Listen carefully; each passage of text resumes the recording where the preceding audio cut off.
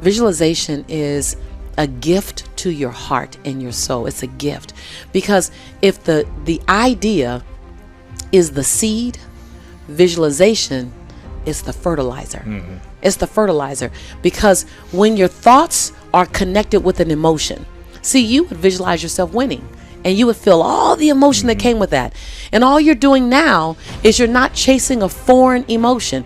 You know the feeling, and now you're just doing what's necessary to get back to that feeling in real time. Exactly. And so what a good friend of mine, Vishen, who the CEO of Mind Valley, who you know, I did a visualization with him. We were in Bali, and he said to me afterwards, "I never get emotional."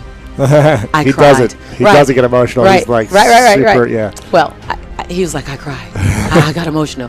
He goes, I figured it out. It's visualization. A good visualization brings in emotion. He was like, that's how you do it. And so I love doing visualizations because, and it's real important in the visualization, you can't see it over there. You have to see it right here. To feel it. You got to feel it right here. Like I am. It's all I am. I am. I am in my dream home. I am in my dream relationship. And then unpack what that looks like. But most importantly, unpack what it feels like. And when you have that emotion in this moment, all of a sudden you stir up something that I don't think will ever go back to sleep. It'll go, okay, let's go get that. And what it really does is it sets up a state of cognitive dissonance. And cognitive dissonance is when you see something in your mind and you see yourself in a way that your behaviors are not currently leading to it. So your mind becomes disrupted and it goes, okay, can we get there? Right, because I'm not there right now. I'm not there right now, and that's not comfortable. Your mind wants to literally be congruent. What it thinks is what you're doing. What it thinks is what you're doing. And so when you set up a constant, and abundant thinkers like you and I, we do it unconsciously. We're constantly keeping ourselves in a state of cognitive dissonance, meaning, okay, what else? And I'm seeing Lisa over there and I'm going, okay, let me go. While being grateful for my now. Yeah. It's not in that I'm going to be whole and complete when I get over there. I'm whole and complete now. I just know I'm supposed to be over there. So let me do what's necessary to get over there. And let me evict any behaviors or characteristics that are stopping me, and let me adopt any new ones that I need.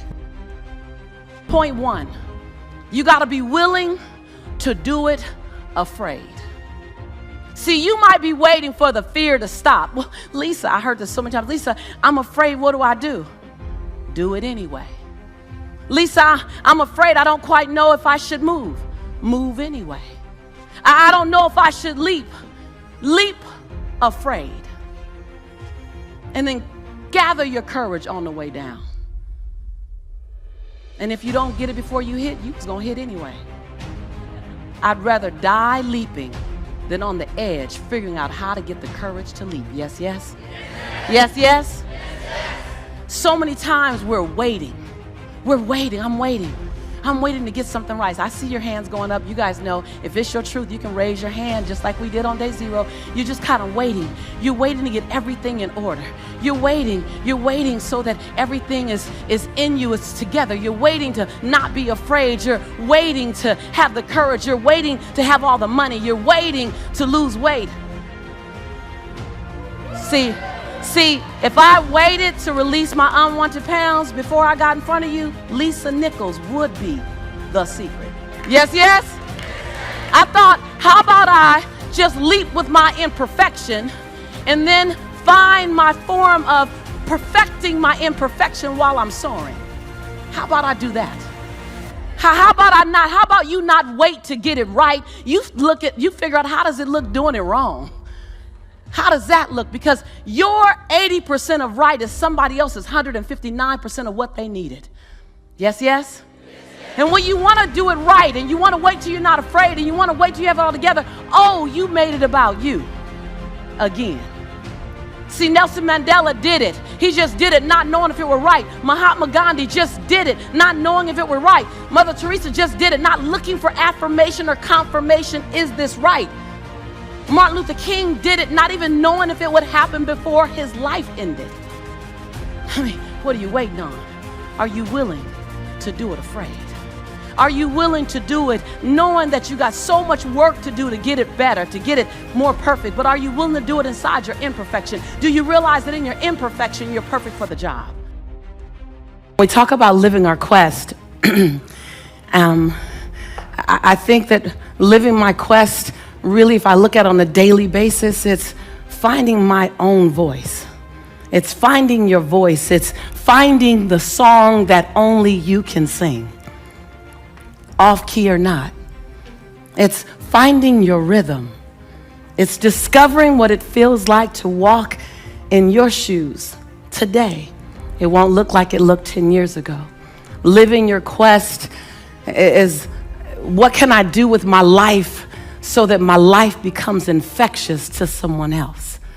Living my quest looks like, how do I make my fingerprint matter so big that it lives beyond my transition day? Living your quest is, how can I forgive the perceivingly unforgivable so I can love the absolute lovable?